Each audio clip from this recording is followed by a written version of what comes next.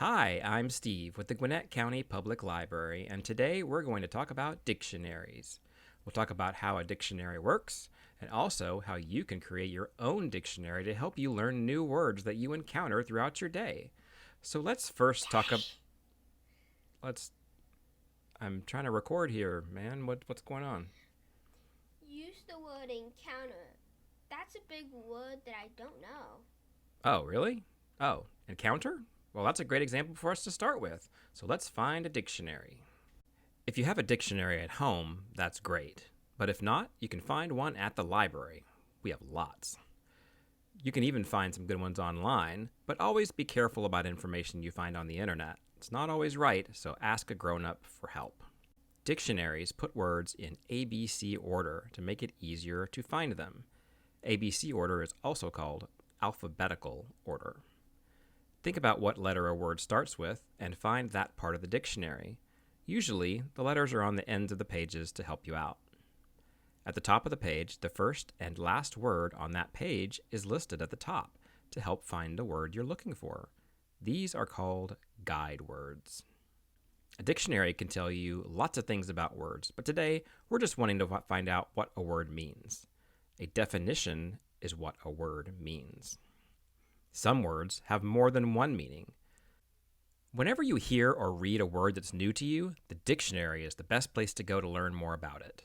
And a great way to learn and remember lots of new words is to make your very own dictionary.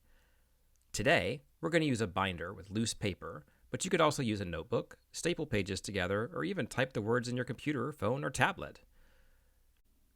To start off with, make a creative cover that appeals to you and your interests. Whenever you hear or read a word that you don't know, write it down. So for our example, let's use the word encounter, the new word we learned earlier in this video. So let's go ahead and write it down. If you make any spelling mistakes, it's fine. We're about to look it up in another dictionary to get the definition, and we can check our spelling there.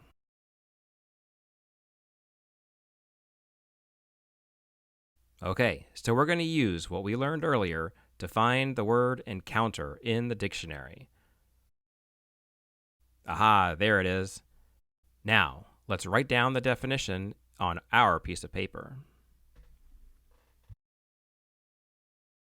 Let's also get the definitions of a couple other words that we heard earlier in this video: alphabetical and definition.